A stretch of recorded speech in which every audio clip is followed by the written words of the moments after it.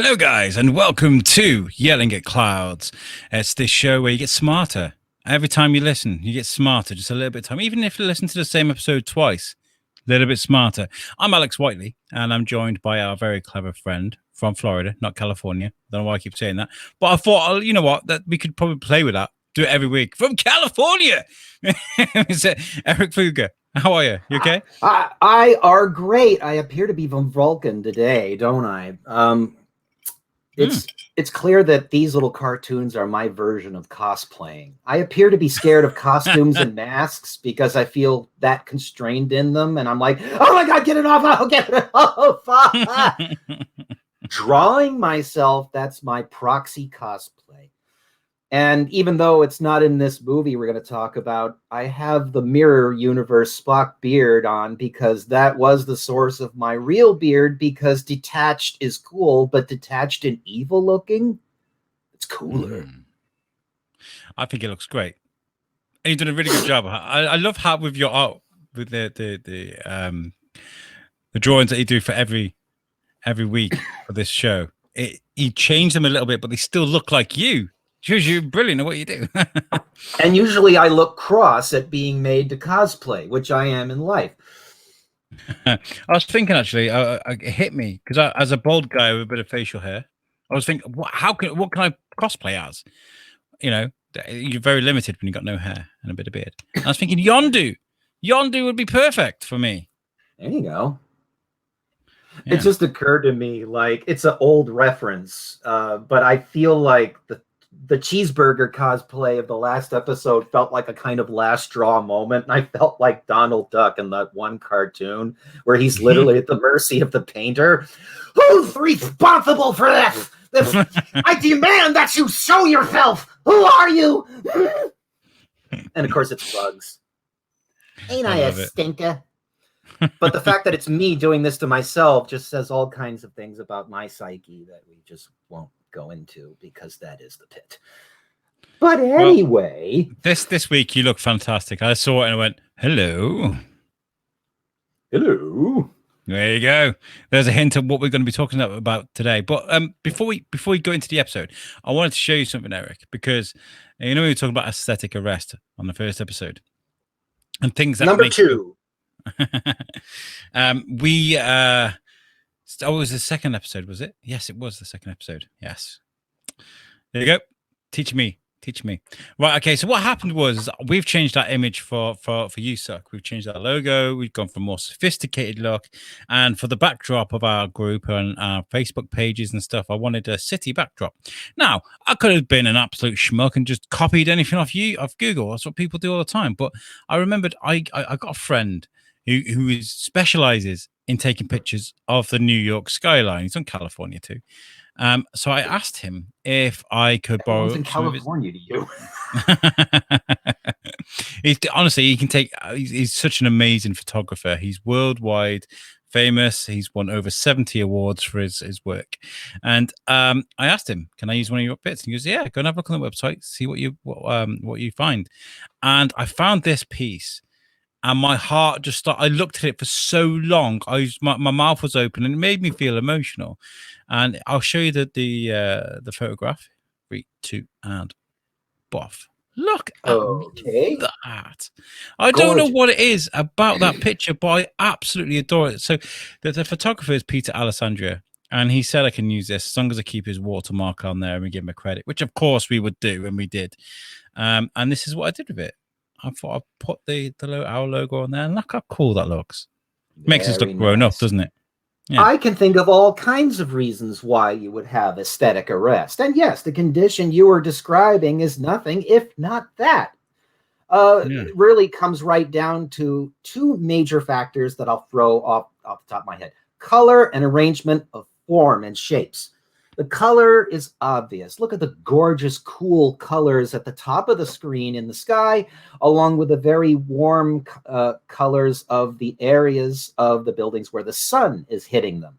And on the side where the sun isn't hitting them, the same cool colors of the sky reflected. So there's both a nice contrast and unity of color. Now, we'll talk about forms. The arrangement of shapes and forms in the form of the apparently random assortment of skyscrapers.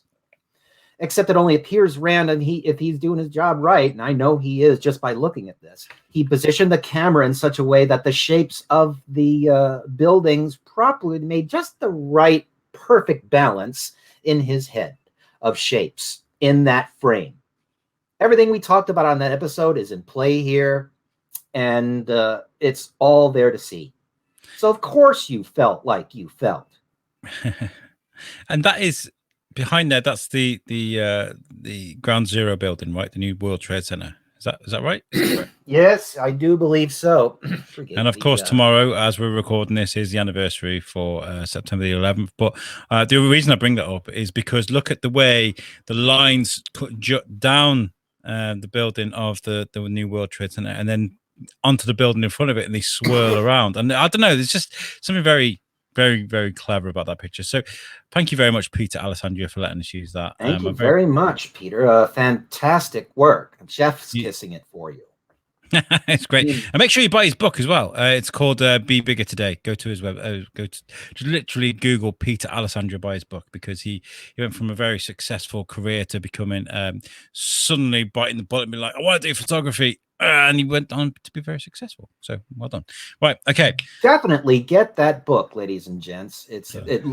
I mean, if that work just by that one image is to go by, then I suspect everything in it is gonna just catch your eye in a fantastic way. Go for it. I didn't mean to hijack your show, Eric, by you doing that and be like, hey, make sure you buy. But I just want to say thank you, because it was a genuine case of aesthetic arrest for me. Like that made me go, oh my god, that's beautiful. Like, and we talked about that on the show.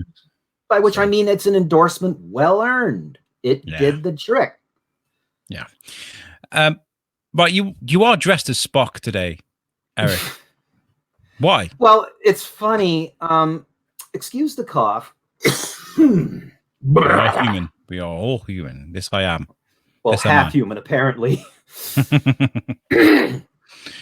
Green-blooded hobgoblin. Sorry. Wrong one. Keep going.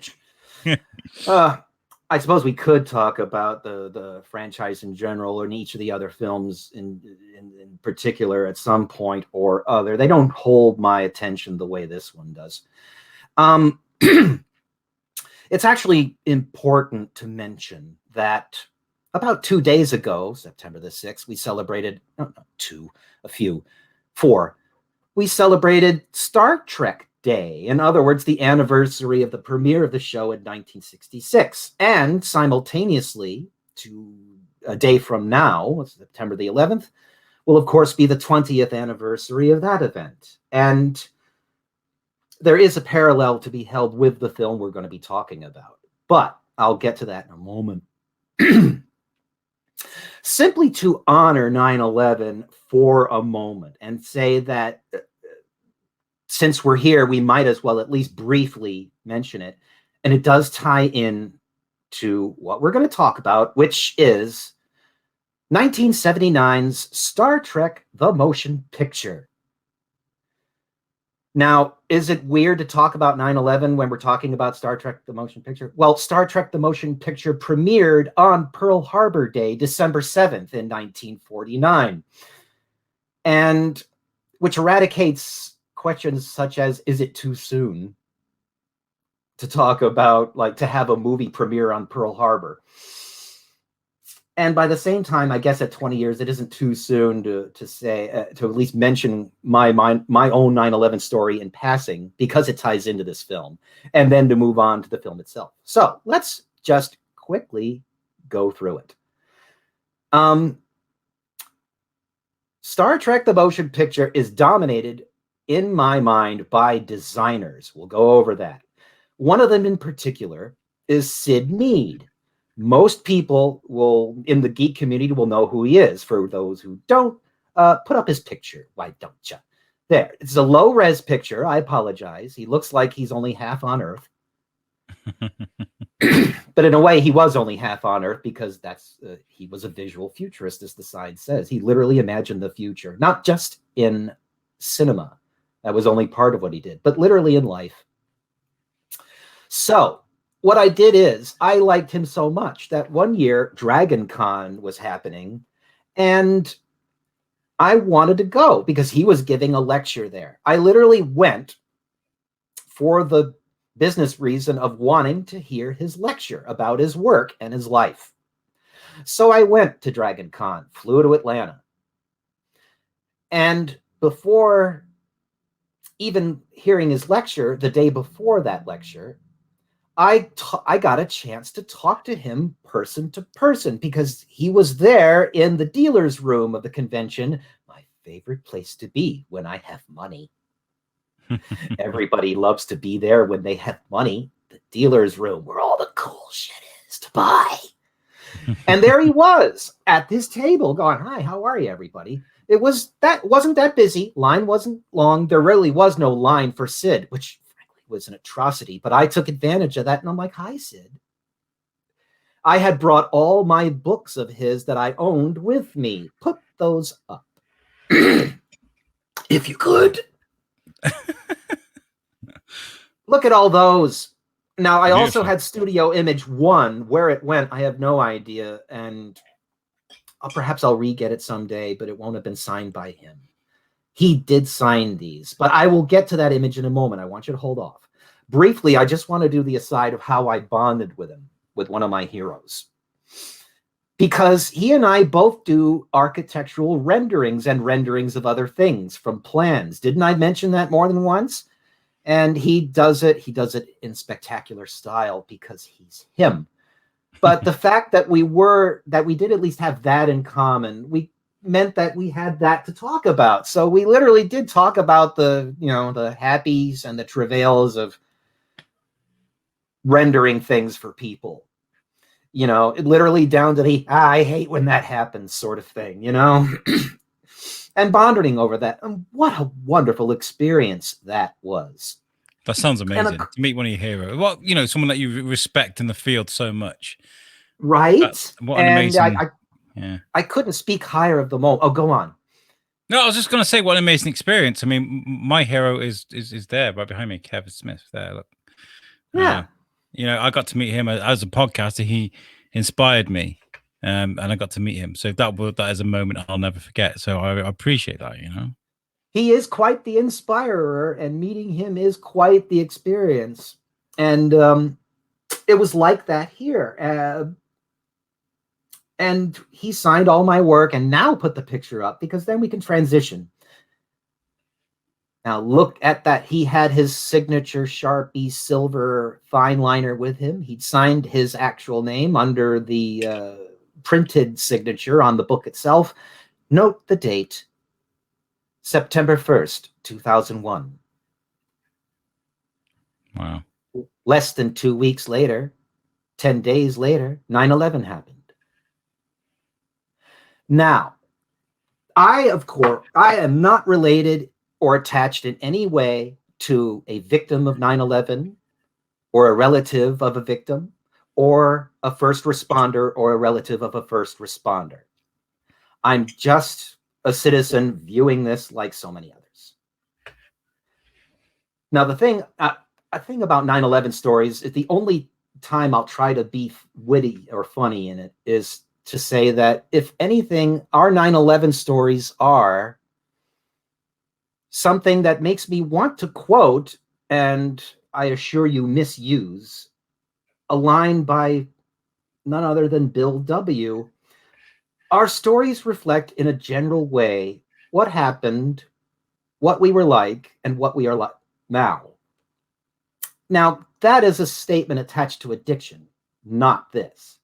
But it does seem to fit because our stories of 9/11 tell you a little bit about each of us, what we were like then, and what we're trying to be now.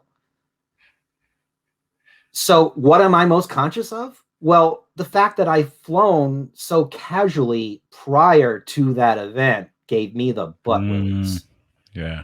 Keep in mind, I was loaded to the gills with stuff I'd bought at the dealer's room. Again, my suitcases, and I emphasize plural, were laden down with crap, sci-fi crap. And I loved all of it, and nobody minded. I changed a flight back home to an earlier one just because it was there and just because I could and just because it was that easy back then. Now unheard of. There were seats empty on the flight, so I just changed from first class to second class as I chose when I wanted to. Nobody minded. Compare that to how it is to fly now. Granted, I haven't flown in quite some time and long before lockdown, but isn't that weird? It was just a weird time to travel anyway. I mean, I traveled not long after 9/11. And we went through San Diego, and the security was just phenomenal. It was just ridiculous, but I mean, it was understandably ridiculous. But yeah, it was a scary time to travel, man. It really was. And the fact that I was so casual between switching flights, when you think about suddenly 10 days later, the difference it makes to be on which flight when. Yeah, that gave me the screaming butt willies. And that was the essence of my sudden fear that 9/11 generated in me beyond the what one would presume to be the more obvious ones. That's the story that discloses in a general way what had happened to me and what I was like then. What am I like now? Yes, 20 years later, it is fair to say I'm in a happy place, and whatever fear was there, I've moved on from. I'm trying to copy your picture while I was listening to that. I was trying to copy. Can you tell? I was wondering why your eyebrows was doing this dance up and down. For the viewers at home that are watching, they're wondering what's going on. I'm taking a picture, and I'm trying to get it so that I look like Eric's picture. So Nimoy isn't easy to do. I myself cannot do that. Jim. He doesn't say Jim, does he? He says Jim. Only when it's emotionally appropriate. Like, for instance, in this movie. We'll get to that. Because I think we've wrapped up our 9/11 story part of this. And as I say, if a film can premiere on the anniversary of the previous iteration in our nation's history of a shocking attack, then we have a little bit of freedom here. Yeah. So, having said that, we have honored 9/11 to the extent that I can, being just an outsider, not attached to this in any great way beyond that. And without any disrespect intended to the victims, to survivors, or the relatives of same, or of first responders, or the relatives of those. So that's that. Shall we get on to the Star Trek part of this? Yeah, let's do that. Let's boldly go where lots of people have been before. Yeah.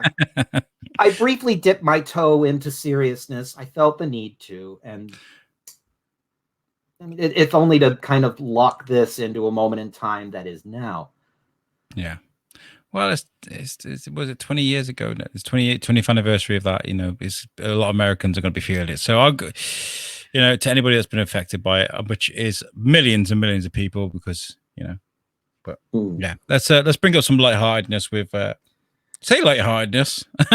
In a sense, because nobody really accuses Star Trek, the motion picture, of being all that lighthearted or fast or easy to comprehend in some senses.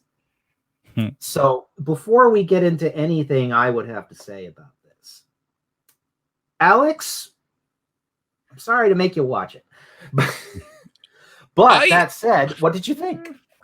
I wouldn't say I'm a Trekkie, but I have grown up with Star Trek. I enjoy Star Trek. I enjoyed the reboots. I liked Voyager. I liked the Next Generation. In fact, the original series is the one I've watched the least because it was not of my era. Like I enjoyed the ones I grew up with. So yeah, I love Star Trek. I love Picard too. I thought that's phenomenal. I love that so much. So yeah. And this is sort of a dipping of toe into that era by way of the original film, which is them attempting to take the premise of the show as kind of Chris Nolan serious as they could. And some will argue against that was a total mistake. I don't think so. But we'll get to that. what are we going to do here in this? What I will warn the audience in advance is going to be a 2-part episode. It had to be, well, with my little wedging of personal stuff in there. Plus, it's a big enough topic. Fans of classic Pflueger will know how much detail Erik likes to go in when he talks about movies like this, because we did the Star Wars specials and they were long, but purposely long. We made them like that for a reason. So forgive us for taking our time. The right tool for the right job. Star Wars is going to require me to be very detailed. This is going to be a bit more targeted because, again, for me, it's about design. And let's briefly talk about the title of our episode. Attack of the 1970s in space. Why that? I love it. Go for it. I was just because I need to make friends with Peter Dixon. He's the voiceover guy here in the UK. He's very famous. I can just imagine him going for Attack of the 1970s in space. And I am trying to appeal to that sensibility with this. Yeah. Why did I pick it? Because this particular period in cinema ended up giving us some of our most interesting and eccentric science fiction pieces, didn't they? Star Wars is the obvious example. Yes. All of this film, most certainly, although from a hard sci-fi perspective as opposed to a space opera perspective.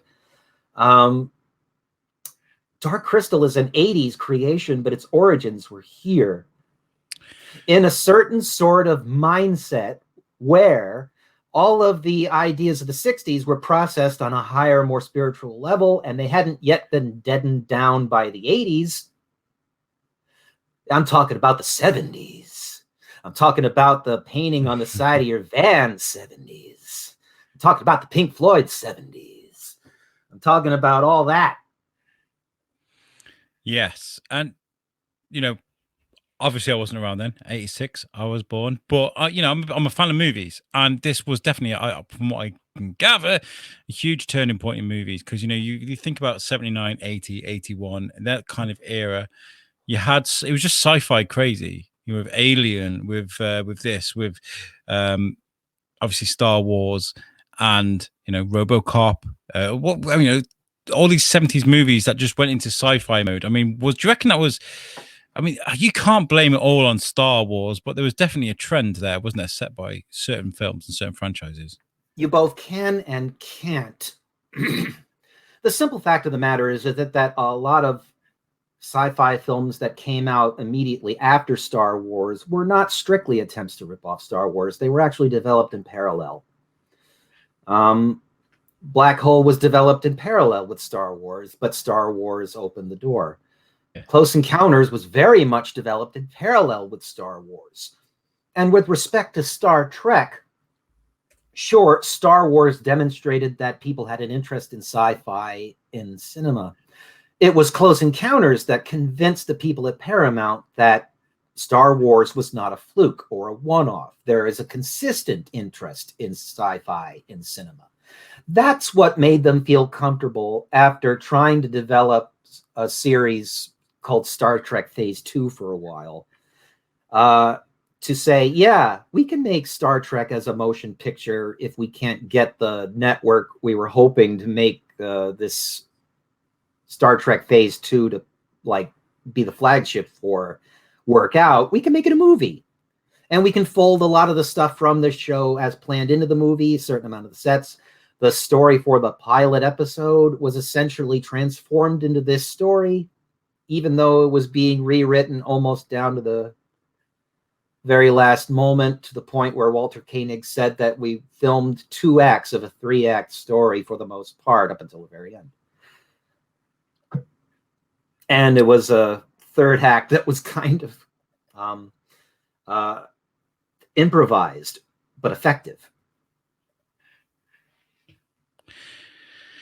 Yeah, I mean, I love this movie. It was very good. With the movies compared to the TV show, because what they did was they always wore different uniforms. The ships look a little bit different, and obviously there's that cinema look on these movies. And they did it with the original series. They did it with the Next Generation, and everything looks a bit more classier. But can we just for a sec? I mean, are we allowed to just talk about the difference in uniform on this, or is that jumping too far? Of course we are. It's fine to talk about general stuff. This is still a bit freeform with a hint of lecture, because again, I don't want to just go, no, row boat. Come on, sing. You're not singing.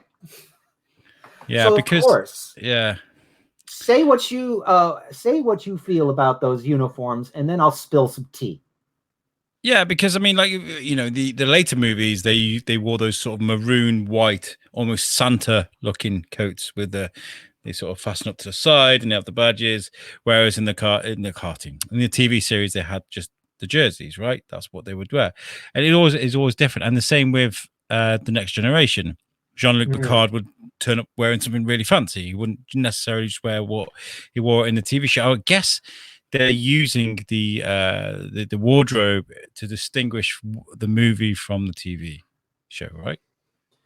Most certainly, but there's more to it than that. My icon is wearing the film version of this uniform.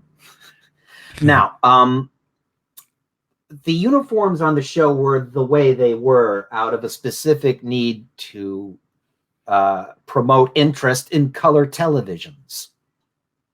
Keep in mind how many people were still watching black and white televisions they would have bought years before Star Trek.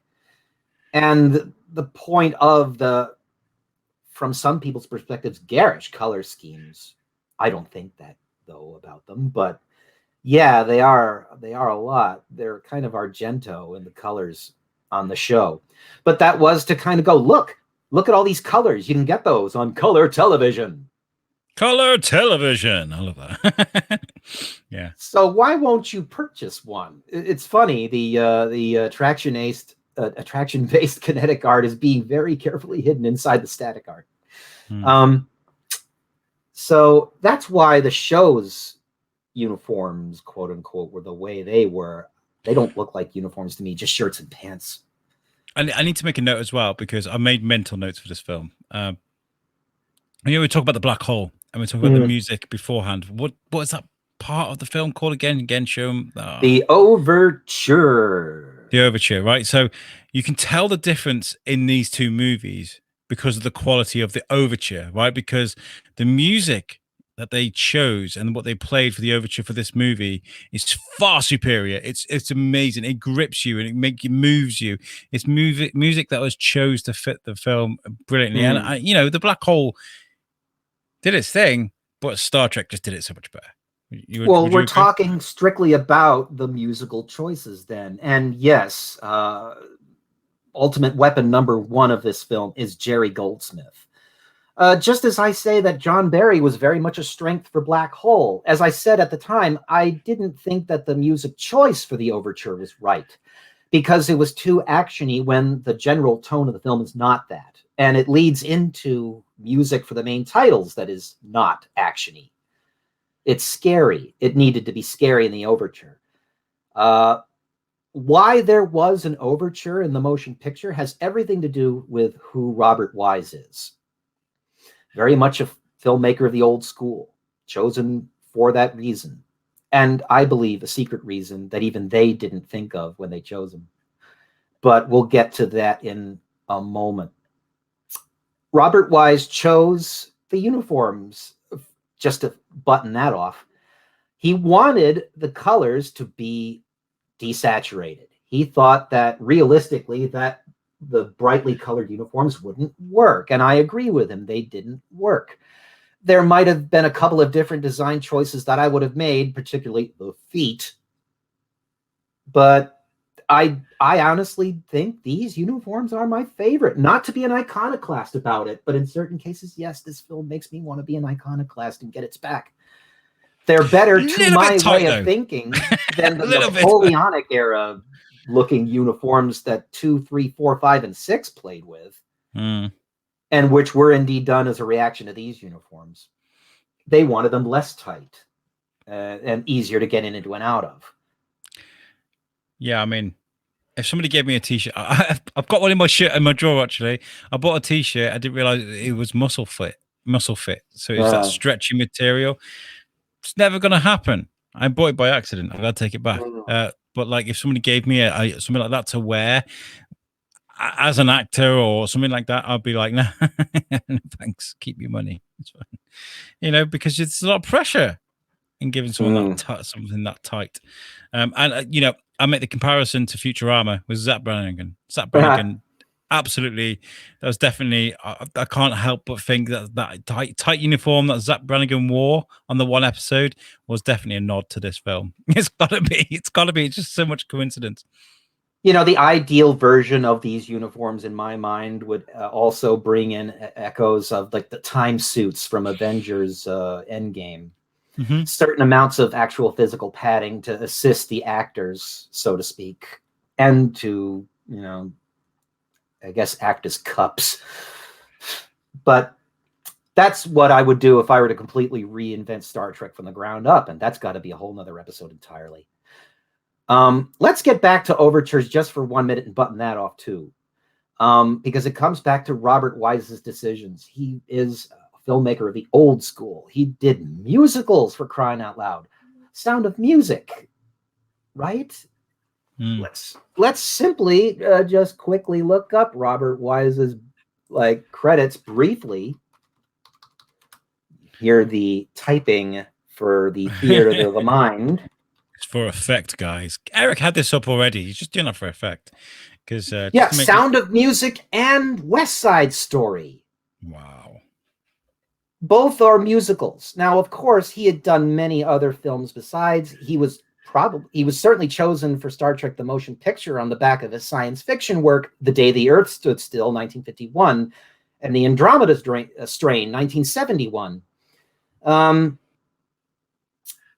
I will maintain, and it's probably best to get this out there, that in a certain way that is very subtle, Star Trek: The Motion Picture is a musical, or at least has certain structural aspects of a musical. And that, in my mind, gives it license to be a little slower paced. It gives it license to have the musical sequences, I call them musical numbers, that are mostly music and visuals driven and not dialogue driven. And it allows for an overture, like you heard. Mm-hmm. You understand? Yeah. I mean, it sets the tone, doesn't it? And if you can do it perfectly, I mean, like, you know, recent examples of Baby Driver and Guardians of the Galaxy and those movies that rely on that soundtrack. I came out of Baby Driver like clicking, ooh, that was great. It was so fantastic, you know, because it had that soundtrack. And I know we're talking about two different movies with two very different soundtracks, but they used that music to drive the movie into certain directions, right? Well, this is what I think the point I'm trying to make is slightly different than that. And I think the best way I can explain it is this. We're going to be talking about Flash Gordon eventually. And that movie has a whole lot of flaws from the perspective of in hard sci-fi or strictly an action adventure sci-fi romp. It's not quite that, is it? It's something more eccentric than that. And I always thought that until I heard an interview with the comic artist Alex Ross, who very much loves the film. And he says, you got to think of it as a rock opera, man. And while I can't say he said man, I concede the point. Yes, if it's a rock opera, you are allowed to get away with things that you couldn't in a straightforward sci-fi action adventure romp. And therefore, I excuse Flash Gordon's quote-unquote flaws on that basis. By the same time, Star Trek: The Motion Picture, if I think of it as a musical, I can excuse moments like where, say, There are sequences that go on for whole minutes where the characters are just looking at the view screen and all they see is visual effects, and it goes on for minutes and minutes and minutes. Yeah, there's definitely a point in this show where I do need to talk about foreplay. Yes. Because there's a scene where they jump in the shuttle and they're going towards the ship, and it's just for sci-fi fans out there that love spaceships and Star Trek, and it's very slow and almost orgasmic to a point. And I think there's got to getting the shuttle, and the shuttle, by the way, guys, attaches onto the side of the ship like a normal space shuttle would dock. I can't help but think that they did that on purpose, because it just seemed right. You might, light a couple of Yankee candles, put on this thing, and sit back and enjoy the ride, guys, because that's what it was, right? If I'm right, you're describing the sequence where Scotty brings Kirk to the Enterprise and it's in space dock. Yes. Now, in the director's edition of this film, they kept that intact, but trimmed as subtly as they could the other, I say, musical numbers. But they didn't touch this one. And in my feeling, they shouldn't have edited the other two major ones, but we'll get there. They didn't touch this one, and it just goes on for a few minutes. And you know what? I don't care. I don't care that people think this is slow. With due respect to people who feel differently than I do and who are free to feel that way. And I grant that I'm being an iconoclast about it, and I grant that I'm yelling at clouds about it. But, okay, they go on for minutes. They don't advance the plot. Shut up.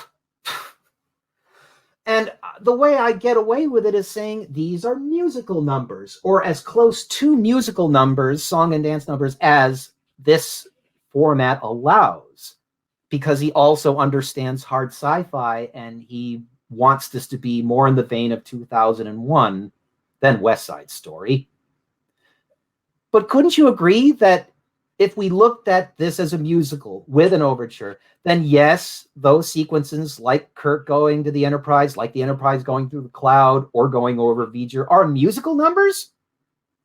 Yeah, and that we're totally meant agree. To just like musical numbers, we're meant to just sit back and then go, I'm enjoying the general vibe. Yeah. I mean, maybe he looked and things. He gathered everybody around the table. He's kind of like, guys, in the future, what we're going to do is going to sit and watch things like Star Trek and Star Wars, but in concert. You're not going to need to watch the film. You can just listen to the music and know where you are in the film. Well, yeah, it actually does sometimes work that way. This doesn't have a wall-to-wall score, so I don't know if it permits that. But the score that is there is a honey, and I listen to it constantly, even when I'm not in the mood to watch the film. It does help fuel work because it's very expansive in its scope. All right, now all of this was just to get the basics of the film in. We'll probably want to just go through basic character arcs in a simple statement just to get that out of the way. What links Kirk, Spock, Decker, even V'Ger in all this, according to Robert Wise, that it's about finding your place. Kirk needed the Enterprise. Spock needed Kirk, in a sense. Decker needed a position that was stable. Decker needed to be needed, frankly. And V'Ger needed to find a sense of purpose and new direction for itself. That's what links them. That's a simple way of covering the character arcs, quick and dirty. Yeah. Thematically, the characters are all about that, and it avoids us having to really get into details about Nimoy's performance, Shatner's performance, anybody's performance, and if we get into the weeds on that, we'd be here all frickin' day. Have you got a favorite arc? Well, I suppose Spock's, because it too very much is in parallel with V'Ger's, and it helps us to understand V'Ger's. Yeah, mine too. I love that. I love it so much because they kind of paid homage to it in the newer version, you know. Because, I was just going to say that Star Trek Generations ended up doing the same with Data in the sense that they wanted to pick the general B plot from the series of Data's emotional struggle and put a pin on that and resolve it so that the movies could move forward from that emotion chip. Yeah. Best part in the movie that was, oh shit. The child. So yeah, Spock's no different in this arc and in this way, and he learns from V'ger's example that logic isn't enough. All of the accumulated knowledge V'ger has is totally useless because he has no creativity, because he has nothing beyond pure logic. What a cosmic joke, the novelization says. By the way, put up a picture of all the fucking books I had to put to work in this. Just so. There you go. There you go. Gene Roddenberry supposedly did the novelization himself. There's a secret cynic in me that thinks, no, it was Alan Dean Foster, just like George Lucas's Star Wars novelization. Are you a collectomaniac, Eric? No, I just buy things. Because I know some people, like I just spoke to Dan Thornhill, a musician local to me, and he owns like 380 Green Day albums. So lots of different albums that have got slight differences on them. So you'll buy about obviously 50, 60 different versions on CD, tape, vinyl. And not having number one for Studio Image there would have just especially with it being signed, would have driven him insane, you know. Well, it's just a question of having funds enough and time. and I probably got most of those at the dealer's room again to do the callback.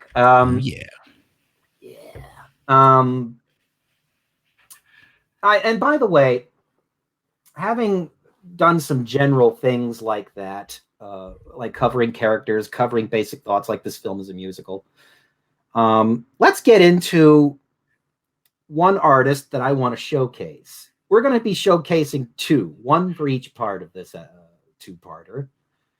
And since I mentioned Sid Mead at the start, a good way to talk about the film for the remainder of this is to quickly focus on what Sid brought to this.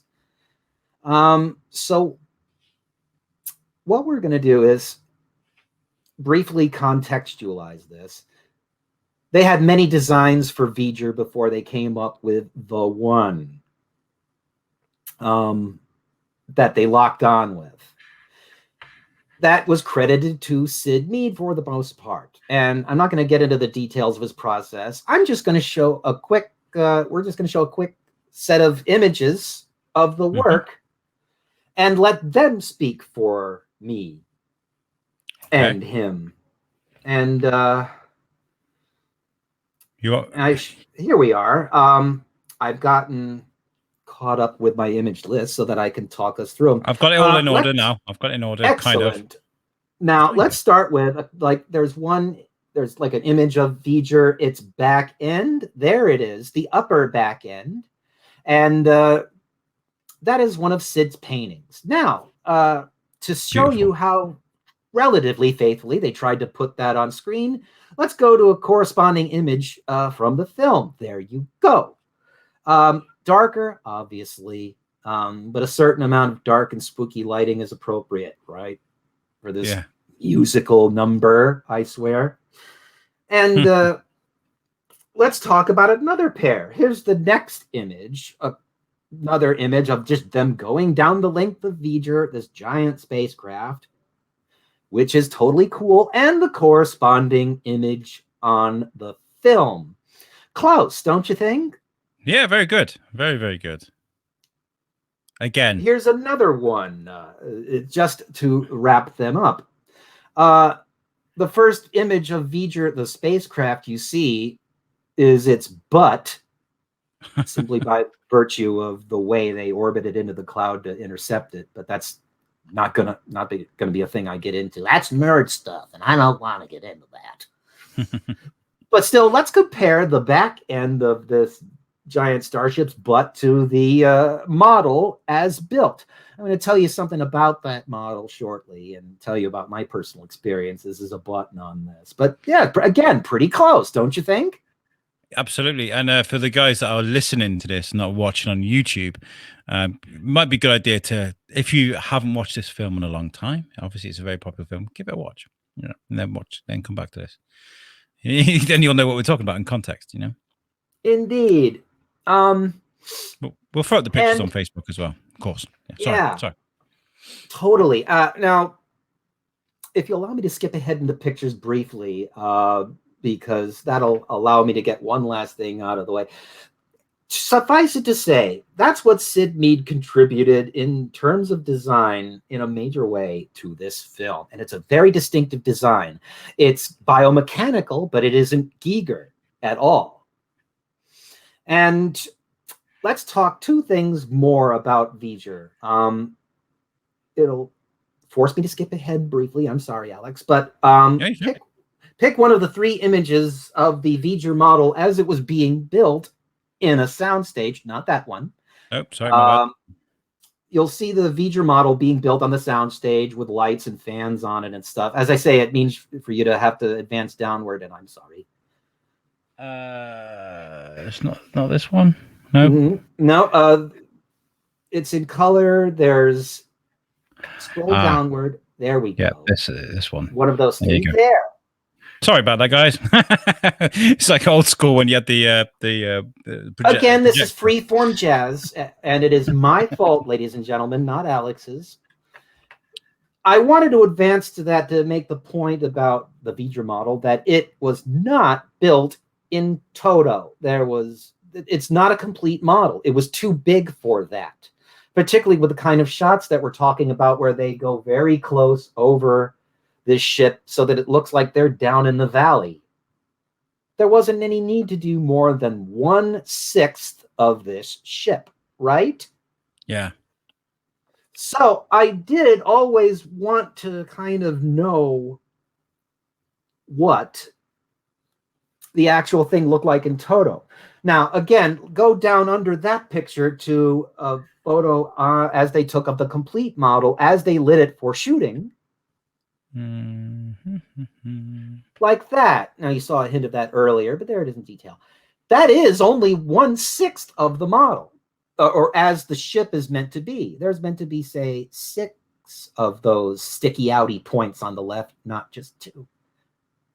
But you can't tell that by the low angle they were shooting it at, can you? No. But I love visual effects like this, by the way. I love that. Too.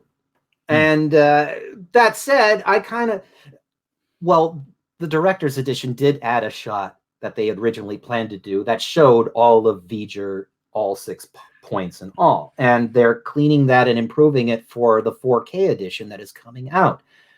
Keep an eye out for that, folks. But that said, I wanted to do an artistic rendering of my own of the giant spacecraft because apparently you have to follow up the force as an idea with something equally big. So here is that. Do you want the pencil one or the color one? Do the color one. Ooh. The pencil one I'll save for next episode. But here's that. Beautiful. It's, as you see, it still looks menacing and giant when viewed from that far away, but they were very concerned that viewing it from that far away wouldn't make it that big. So they were very careful with the angle they chose, even when they tried to show the whole thing to you. The one thing nobody has ever seen is a cutaway view of this bad boy. And I just decided, incorporating the certain parts of the interior that we do see, well, just to fill the void, what would it look like cut it in half? So, yeah, I did that. And I carefully studied images of the model and frames from the film to do a realistic to the film version of this ship. It's a big son of a bitch. Can I just say, by the way, to the listeners, the viewers at home, Erik was like, "Oh yeah, here's some artwork for the next episode." And I know a lot of work goes into this, Erik, but it would take me probably a year to make something like that. And Eric's like, yeah, go. And I saw it, and it took my breath away. Like, and guys, we are seriously thinking of doing like running some merch, and if maybe we can do some copies of these bits of artwork. So, well, here's the thing: for good and obvious and very valid reasons, the rights holders of the Star Trek property would not want me to make money off of their intellectual property without them having a say in it. They deserve that say and are entitled to that say. So, with that said, rights holders, here's the deal. What you've seen is only a sketch, as I hold the standard of sketch. I would love to do a full-scale painting of this, but I will not do so unless the rights holders decide that they would not mind by making a poster of this and of us together earning $1.01. I've got the pens, they've got the rights. Let's make lots of money. Yeah, let's do that. I think it's a great idea, because people buy your work, Eric. They love your work. So, and if they say no or leave the matter unanswered, I am certainly prepared to be fine with that and say, well, at least I did a bucket list thing of doing this V'ger image, so I can cross that off. Yeah. Oh God, I'm gonna yawn, guys, if you don't mind. Sorry. It was one of them you can't really hide. I was kind of like, this is going to be big. Right. So some people did that during the movie too. So. How long did it take you to do this, then, Eric? A few weeks. I mean, research is a bear. I had to look at a lot of images, like that one images of the model on stage, in addition to freeze framing the video and looking at blow-ups of it and trying to. It's like putting a puzzle together. Oh wait, these things attach. Oh, here's where that goes. Oh, okay. You put together enough puzzles to get a sense of that, and it's like that here. So, having covered a bunch of that, I think we could do a few more general things and then put a button on part 1. Yeah. Take a breather to yawn and then do part 2. So, Alex, the reins are yours. I gotta say, right, talking earlier about foreplay, and the whole slow going up to the Enterprise, and oh my God, it's a statue, but look at the V'ger ship. Then flying over it was very much the same. It was like, we are gonna milk the shit out of this. You guys are gonna enjoy this. And again, they wanted to show the scale of this ship. The size of. First of all, you get this amazing slow build up to them going on this massive starship Enterprise, and then you see this. It looks like a dot. The Enterprise looks like a dot whilst it's flying over the V'ger ship. And that was very much on purpose, and the deliberate intent both of Robert Wise and of the people doing the visual effects. Now, granting the fact that a certain amount of these sequences, say, are long by virtue of the fact that they didn't have time to do a truly proper edit, as Robert Wise saw it, and didn't until the director's edition in the 2000s. Forgiving that, and forgiving the fact that I'm not necessarily sure that Robert Wise outright intended it to be such, I do maintain that those are and can be considered as musical numbers / visual tone poems in a movie that attempts, in a certain structural sense, to be a musical, albeit via the hard sci-fi lens. Yeah.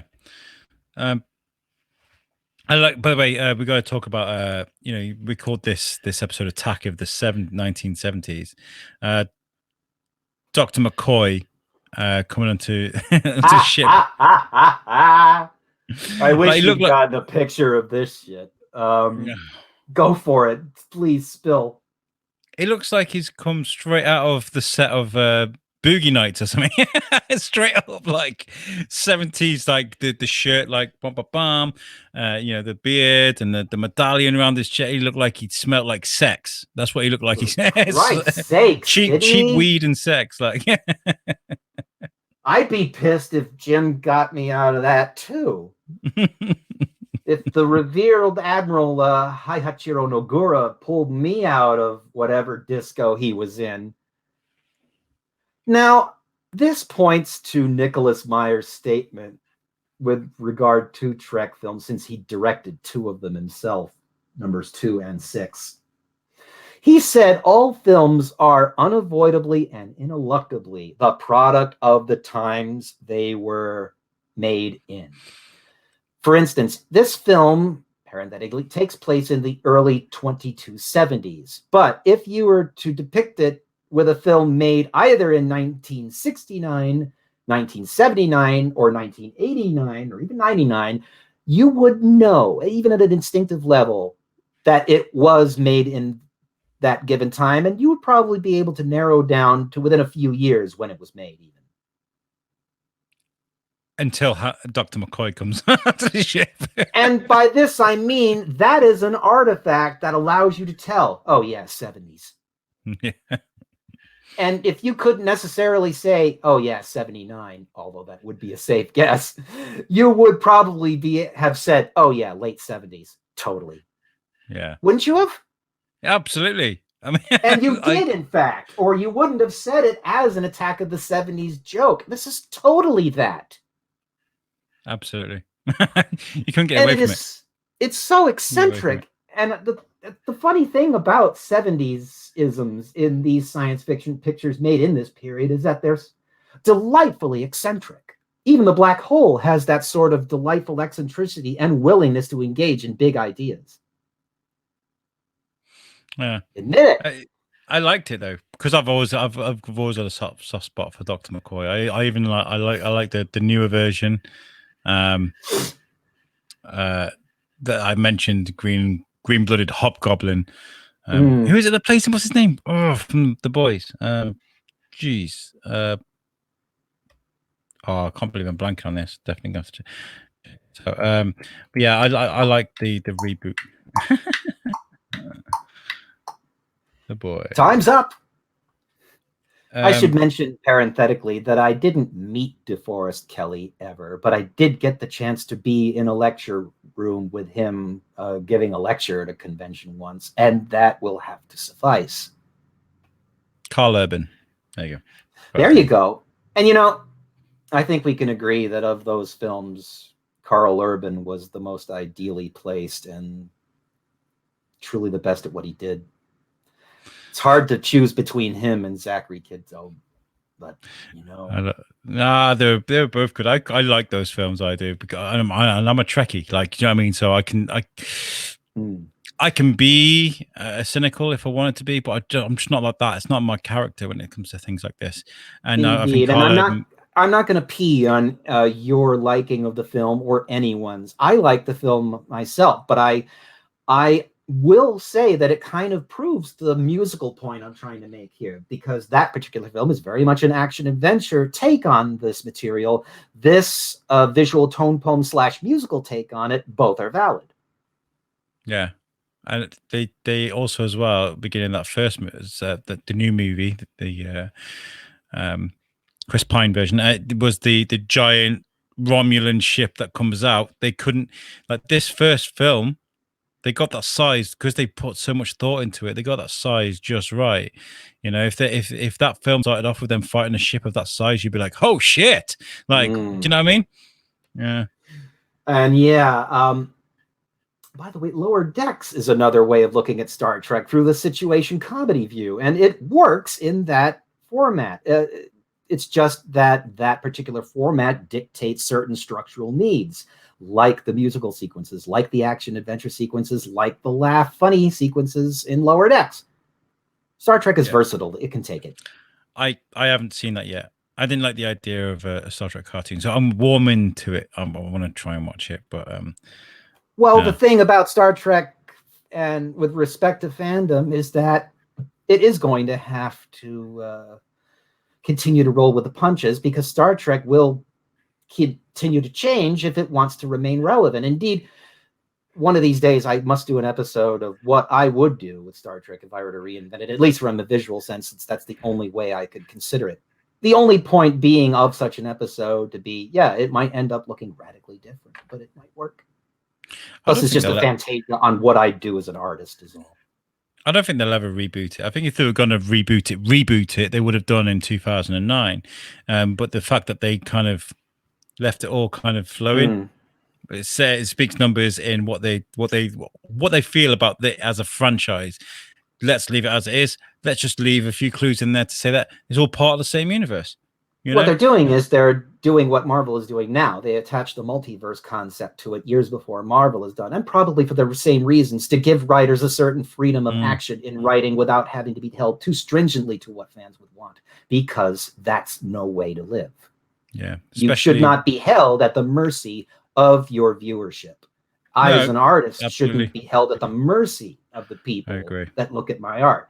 I accept that I have the right to take or not take their advice, and they have the right to give it, but I do not accept that I have to take it.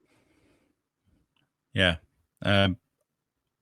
Again, when it comes to things like this, I can't vision the thought of going to like a Comic-Con and doing nothing but shit on something that you've gone to watch and then spent money on. You know what I mean? I like Discovery. I thought Discovery was fantastic. Like, we saw Klingon boobs. This show Klingon boobs. They really did a good job in sort of bringing it up into a modern age and keeping it Star Trek. You know, I thought it was really, really good effort. I mean, the last season wasn't good because the writing wasn't good. It just wasn't good. The story wasn't good. So hopefully they'll come back and knock it out of the park. My policy, as always, is not to make comment on something I don't know about. That said, I am only just beginning to start watching Discovery. I'm about a third of the way into season 1. And I will decide how I view that once I've absorbed it. I look forward to it. I look forward to discussing it with you. So this is the end of part 1, right? This is what more or less. Do you have any general things you want to talk, as we do at the end of our episodes, just to get them out of the way? Or I just want to say, I want to say thank you for giving us that we got something that we got in common that we can talk about on the show. Not that I don't enjoy listening to your lessons and learning from you, but it's nice to connect. You know, I've really enjoyed it. We have to, and here's an interesting way to button it, but okay, we'll go with this. It's tough, I'm learning, to do a show like this. I'm still learning to be comfortable with it, to be coming out of my shell, and to talk about stuff like this, because it involves inevitably unleashing myself, which means going off on tangents and making references to things that the audience may know not what. And I'm afraid, to a certain extent, I have no choice but to risk that. I have an obligation to try to meet the audience halfway and talk them through things and not be confusing. And at the same time, I have a duty to be me. What's the middle ground? We should do a 70s intro. Erik Pflueger is a man torn between age and his feelings. He's yelling at clouds, and like the Hulk, the Incredible Hulk TV show.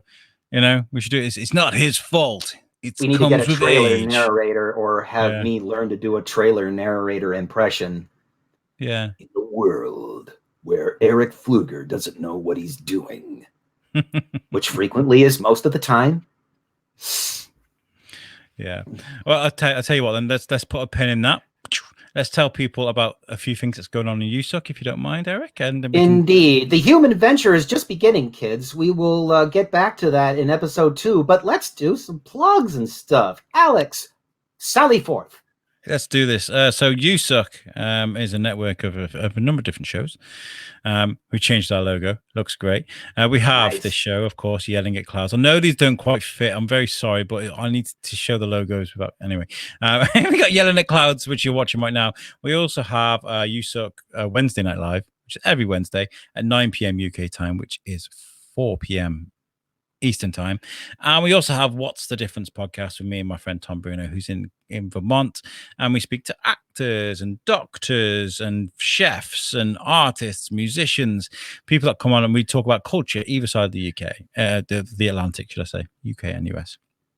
And you can find everything you need for USUK at our website, which I don't have a slide for, but it's usuknetwork.com, and that's made for us by our friends at Web Orchard. If you need a website, make sure you check out Web Orchard. They do great stuff. And also, when this episode's going out in a week or so, we are going to be doing Pod Aid, which is a 24-hour live podcast at 9 a.m. on the 29th of September. We're going to go live, and we're not going to stop until 9 a.m. on the 30th of September. And we're doing this to raise money for Lincoln Davis, which you can see there, which are a local cancer fund here in Shrewsbury, because cancer is a bitch, guys. It really is. And we're trying to do this to try and encourage content creators to go out there and do something positive for their community rather than staring at a ring light, which I'm looking at right now. Go out there and do something positive for your community. Next year, what we're going to do is we're going to challenge you to do better. Right, we'll have a league. We'll set a league. Who did the most? Who sold them? Who made the most money for their community? And if we lose, then what's the worst that's happened? We made some money for our community. There you go. That's what Pod Aid is all about. Yeah. Come on. What's the worst that could happen? Should we mention that I might be poking my head into these proceedings? Yes, you are. We've got to. We're going to spend the week sort of finalising the schedule and speaking to people and making sure everybody knows where they're going to be and what times and what have you. But you're speaking to JC Reifenberg, right? Indeed. And what I imagine will happen is that you'll probably only have time for one question, and we'll probably be delivering each of our responses in damn near essay form, depending on the question. You could simply ask a question about midichlorians, and he and I could have enough material to fill a full hour. Now, I don't know how much time we will be filling, but I suspect we could. At any rate, the intention is to do a trivia challenge off, where he asks questions or some, and he and I answer, almost as if it were the Lincoln Douglas debates. Hopefully a bit less messy. Yeah. How did Palpatine reappear? I was grown in a vat of acid. They put me in a cloning tank, and now they carry me around on a crane all day long. I was written in. Sorry. When we do get to the sequel trilogy, and we will, I will be doing it in a way that really will be deconstructing the entire saga from Rise of Skywalker backward. And I will demonstrate that thanks to the efforts of the story group and various writers, there is indeed a lot more cohesion to the story than the films themselves may hint at. But that's the case with the prequels too, and we learned that, didn't we? Yeah, we did. I need to see if I can get in touch with the guy who does the narrating. That'd be so good. Tom Kane. I'm sorry to say if I remember correctly, he may not be in the best of health. And oh, that's a shame. Terrible shame. Well, let me simply confirm that now, because why talk out of turn about stuff I don't know about? That's against policy. Theater of the mind, man. Yes, on December 30th, 2020, it was reported that Kane suffered a stroke in November, which left him with right-sided weakness and damage to his speech, writing, and reading capabilities. Due to this, he may have to retire from voice acting. That is a shame. That's a by huge any shame. Measure. But we did see, at least from my perspective, one last hurrah by him doing the opening for The Bad Batch. And if you have seen it, and I think you have, that was the best possible way to transition from the Clone Wars into a show that is both the Clone Wars Part 2 and the A-Team in Space. A-Team in Space, I love it. A-Team in Space. A-Team in Space. In space. Erik, tell people about your website. I know working on stuff, but where can people find you if they do want to buy a copy of your art that they may have seen on the show or anything like that? How can they get in touch with you? It would be premature to recommend it for that because I'm probably going to be rebuilding my website in the near future to allow for that. So you will soon be able to. That said, the actual website, that being www.cygnusartsinc.com. And you'll find a gallery of a lot of my stuff and some of my day job stuff too. You can just drop us an email as well, guys, at usukglobal@gmail.com, and Erik will be logged into that. We'll make sure he can see that. So if you do want anything, and owners of Star Trek, remember to drop a line to this show to let me know if you're fine with me doing a full poster of this. I'm happy to do whatever agreements and follow whatever rules you would lay down. Yeah. Certainly there are rules for fan productions, but if there are rules for artists that work on licensed material, let me know what those are. I'll work within them. I just want to do business. Yes. Let's get out of here. Right, okay. How are we going to end this then this week? We've been, by the way, listeners, so we'll leave this organic because I quite like it. We're looking for really cool ways to end the show every week. I gave Erik an idea to this week. Are we going to play with that one? What do you want to do? Well, yes, we can make that the general one, but I would be remiss if I didn't attach a live long and prosper to that as well. Otherwise, I'm just a shitty nerd.